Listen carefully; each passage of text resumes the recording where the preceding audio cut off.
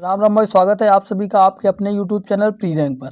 आज हम BSF HCM 2026 की 19 जुलाई को जो मॉक टेस्ट हुआ उसके कंप्यूटर के क्वेश्चंस हैं उसके सारे क्वेश्चंस को एक एक करके एक्सप्लेनेशन के साथ डिस्कस करेंगे। चलते हैं भाई पहले क्वेश्चन की तरफ। तो सबसे पहला क्वेश्चन था आज, इनमें से कौन सा गैर प्रभावी नॉन इम्पैक्ट प्रिंटर है। तो आप लोगों ने प्रिंटर वाला चैप्टर पढ़ रखा होगा, नॉन इम्पैक्ट और इम्पैक्ट प्रिंटर। तो इसमें से पूछा था इसमें से कौन सा गैर प्रभाव नॉन इम्पैक्ट प्रिंटर नहीं है। तो भाई थर्मल एक नॉन इम्पैक्ट प्रिंटर है, डेस्कजेट को ही इंकजेट प्रिंटर भी बोलते हैं, लेजर प्रिंटर ये एक नॉन इम्पैक्ट प्रिंटर है। ये डॉट मैट्रिक्स प्रिंटर है, ये एक नॉन इम्पैक्ट प्रिंटर नहीं है, यह एक इम्पैक्ट प्रिंटर है। ठीक है, इम्पैक्ट प्रिंटर और नॉन इम्पैक्ट प्रिंटर आप लोग जानते होंगे। इम्पैक्ट वो होता है जिसमें मतलब रिबन और कागज़ पर चोट लगने पर ये प्रिंट होता है। ठीक, नॉन इम्पैक्ट प्रिंटर वो होता है जो फिजिकल चोट नहीं लगती है, बिना किसी फिजिकल चोट के यानी केमिकल या हीट के माध्यम से इसमें प्रिंट किया जाता है। ठीक, अब बढ़ते हैं दूसरे क्वेश्चन की तरफ। दूसरा क्वेश्चन था भाई, ईमेल में बीसीसी का अर्थ क्या है। तो ये ईमेल चैप्टर आप लोगों ने पढ़ रखा होगा, बहुत सिंपल क्वेश्चन था, ब्लाइंड कार्बन कॉपी। ठीक, अगर पूछता सीसी यानी कार्बन कॉपी, बीसीसी यानी ब्लाइंड कार्बन कॉपी। अब बात करेंगे बीसीसी क्या होता है, सीसी क्या होता है।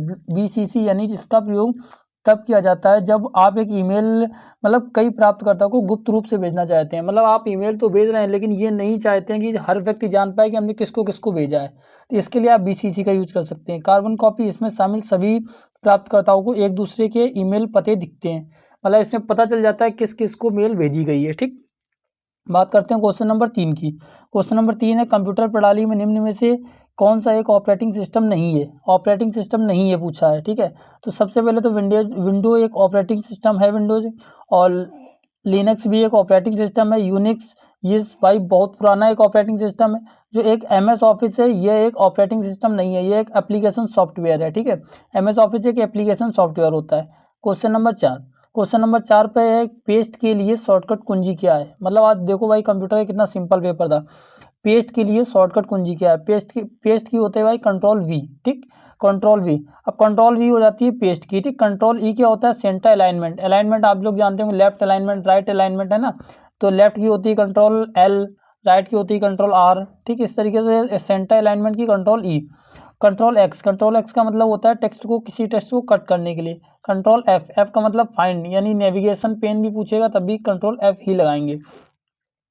इसी तरीके से कंट्रोल सी की कॉपी होती है, और आप लोग को पता होगा कंट्रोल ए मतलब सारा सिलेक्ट करने के लिए, सिलेक्ट ऑल के लिए होता है। अब बात करेंगे क्वेश्चन नंबर 5, बुक मार्क का उपयोग एमएस वर्ड में किया जाता है, किस लिए किया जाता है। तो भाई बुक मार्क का उपयोग एमएस वर्ड में जो किया जाता है वो विशिष्ट स्थान या पाठ की पहचान करने के लिए किया जाता है। ठीक है, तो डॉक्यूमेंट में किसी विशिष्ट शब्द, पैरा या स्थान को मार्क पहचान करने के लिए प्रयोग किया जाता है ताकि आप डायरेक्ट वहाँ तक पहुँच सकें। ठीक, क्वेश्चन नंबर 6 पे चलते हैं। क्वेश्चन नंबर 6, कौन सा टैब आपको चार्ट प्रकार चुनने, एक्सेल के डेटा स्रोत को व्यवस्थित करने का अनुमति देता है। तो इसमें से पूछा है भाई एक्सेल में जो चार्ट प्रकार है ये आपको कहाँ पर मिलता है, यानी ये आपको डिजाइन टैब में देखने को मिलता है।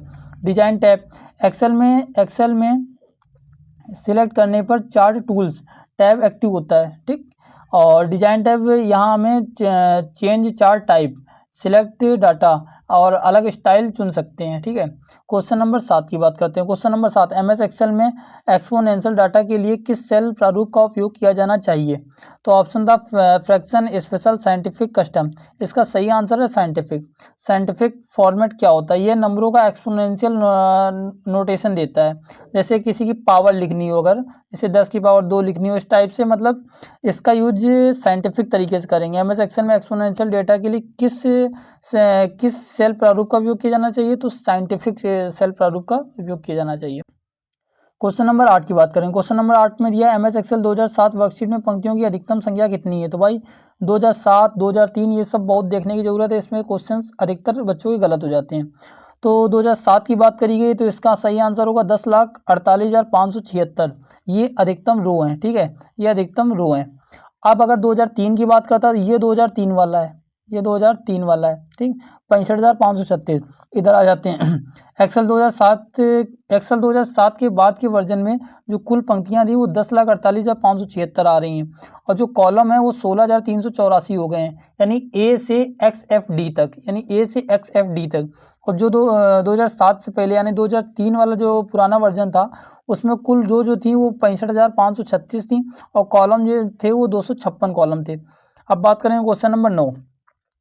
इसमें बोला है सब टोटल ब्रैकेट में 9 A1 रेंज सिलेक्ट है A1 से A10 की, किस प्रकार से सम रेंज A1 A10 से भिन्न है। तो इसका सही आंसर है भाई छिपाई पंक्तियों को अनदेखा करता है। जो सब टोटल का फार्मूला होता है, जो पंक्तियां हम लोग छिपा देते हैं इसको मतलब अनदेखा करता है, ठीक है, इग्नोर कर देता है हिडन रोज को। इस तरीके से ये आंसर बताता है। क्वेश्चन नंबर 10 पे चलेंगे। क्वेश्चन नंबर 10, ऐसा कौन सा संख्यात्मक सेल लेवल है जिसे कंप्यूटर नेटवर्क से सूचना प्राप्त करने के लिए संबद्ध करते हैं।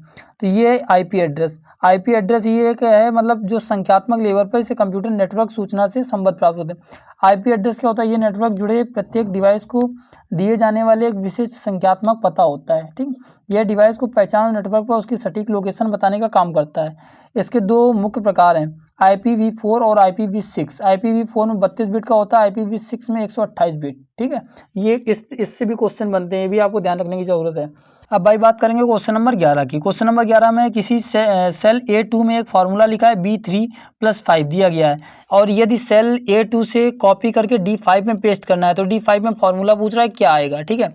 तो ये आपने रिलेटिव रेफरेंस का पढ़ रखा होगा, फिर भी अगर भाई देखो A2 है, A2 में एक फार्मूला B3+5 दिया था, तो A2 से हमें जाना कहाँ पर है, D में जाना है। A से D में जाने के लिए कितना प्लस हो गया, 3 प्लस हो गया। तो जहाँ पे जैसे B है, B से 3 प्लस कर देंगे तो क्या आ जाएगा, E आ गया, ठीक है। अब समझना क्या है, A2 था, अब इस पे आ जाना है रो पे, 2 था, 2 से कितना प्लस हो गया, 5, यानी 3 प्लस हुआ है, तो 3 में प्लस कर देंगे, E6 आ जाएगा, प्लस लगा दिया। प्लस लगाने के बाद अब क्या करना है, अब यहाँ B3+5 था, इस 5 को जस्ट ऐसे ही 5 नोट कर देंगे। इस तरीके से आपका E6+5 आंसर आ जाएगा, ठीक। अब क्वेश्चन नंबर 12 पे चलेंगे। जब आप MS एक्सेल में स्प्रेडशीट खोलते हैं तो एक्सेल वर्कशीट का नाम कहाँ प्रदर्शित होता है। यानी जब आप एक्सेल को ओपन करते हैं तो आपको एक्सेल का जो मतलब वर्कशीट का जो नाम होता है ये कहाँ पर शो होता है, फार्मूला बार में, सेल में, या मेनू बार में। तो भाई ये सब गलत है, इसका सही आंसर है टाइटल बार। टाइटल बार आप लोग जानते होंगे, ये विंडो के शीर्ष सबसे ऊपर होता है, ठीक है, जहाँ पर बुक 1 मतलब जो भी या जिस नाम से आपने फाइल सेव कर रखी होगी वो शो होता है, ठीक है। फार्मूला बार में क्या होता है, फार्मूला बार मतलब जो फार्मूले को एडिट करने का प्रयोग किया जाता है मेन, बाकी आप जो भी सेल में टाइप करेंगे वो सीधा फार्मूला बार में जाता है, ठीक। मेनू बार और रिबन बार, इसे होम, इंसर्ट जैसे कमांड के ग्रुप्स इसमें ग्रुप्स रखते हैं। मतलब आप को अगर डिजाइन में जाना है, डाटा में जाना है, तो इस तरीके से इससे जा सकते हैं। इसी को बोलते हैं मेनू बार या रिबन बार। अब क्वेश्चन नंबर 13 की बात करेंगे। क्वेश्चन नंबर 13, ब्लूटूथ किस नेटवर्क का एक उदाहरण है। तो भाई ब्लूटूथ एक पर्सनल एरिया नेटवर्क का उदाहरण है, ठीक है। पर्सनल एरिया नेटवर्क का उदाहरण है। पर्सनल एरिया नेटवर्क की जो दूरी होती है लगभग केवल 10 मीटर होती है। ब्लूटूथ, वाईफाई ये सब इसमें उदाहरण में आते हैं। और जब पैन के बाद, यानी ये पर्सनल एरिया नेटवर्क के बाद पैन के बाद पैन के बाद आता है लैन, ठीक है। लैन के बाद आता है मैन, ठीक है। मैन के बाद आएगा वैन। इस तरीके से ये आपका सीरियल होता है, पढ़ रखा होगा आपने इंटरनेट वाले चैप्टर में। क्वेश्चन नंबर 14, क्वेश्चन नंबर 14 में है मल्टीमीडिया में GIF का अर्थ क्या है। GIF का फुल फॉर्म होता है ग्राफिक्स इंटरचेंज फॉर्मेट, ठीक है। यह एक लोकप्रिय इमेज फाइल फॉर्मेट है जिसे 1987 में कंप्यूट सर्वे द्वारा लाया गया था, ठीक है। अब क्वेश्चन नंबर बात करेंगे, क्वेश्चन नंबर 15। इसमें है प्रमाणीकरण की प्रक्रिया के दौरान किसी यूजर की पहचान सत्यापित करने के लिए उपयोग की जाने वाली वर्णों की गुप्त श्रृंखला निम्नलिखित में से क्या कहलाती है। तो गुप्त श्रृंखला की बात करिए भाई, तो गुप्त श्रृंखला मतलब आपको सिंपल सी बात, ये पासवर्ड ही एक ऐसी गुप्त श्रृंखला होती है जिससे हम लोग लॉगिन कर सकते हैं, ठीक है। तो पासवर्ड एक यानी सीक्रेट कोड बोल सकते हैं। और अच्छा, ऑथेंटिकेशन क्या होता है। ऑथेंटिकेशन भाई वह प्रक्रिया है जिसमें कंप्यूटर सिस्टम सुनिश्चित करता है कि लॉगिन करने वाला व्यक्ति ऑथराइज्ड यूजर है या नहीं। किसके माध्यम से, पासवर्ड के माध्यम से, ठीक है। अब बात करेंगे क्वेश्चन नंबर 16। क्वेश्चन नंबर 16 में बोला CD रोम ड्राइवर का उपयोग किसके लिए किया जाता है। तो CD रोम ड्राइवर का जो प्रयोग है वो भाई प्ले कॉम्पैक्ट डिस्क के लिए किया जाता है। CD रोम क्या होता है, यह एक ऑप्टिकल डिस्क मीडिया है जिसका उपयोग डाटा पढ़ने के लिए किया जाता है, ठीक। CD रोम ड्राइव क्या है, यह कंप्यूटर का वह फिजिकल कंपोनेंट है जो CD पर मौजूद डिजिटल सामग्री को चलाता या पढ़ता है, ठीक है। अब बात करेंगे क्वेश्चन नंबर 17 की। क्वेश्चन नंबर 17, कंप्यूटर सिस्टम को चालू करने के बाद उसे चालू रखने के लिए माइक्रो प्रोसेसर द्वारा निम्नलिखित में से किसका उपयोग किया जाता है। तो भाई कंप्यूटर चालू होने के बाद उसे चालू रखने के लिए इसके बाद काम आ जाता है BIOS। BIOS का मतलब होता है बेसिक इनपुट आउटपुट सिस्टम, ये लिखा हुआ है।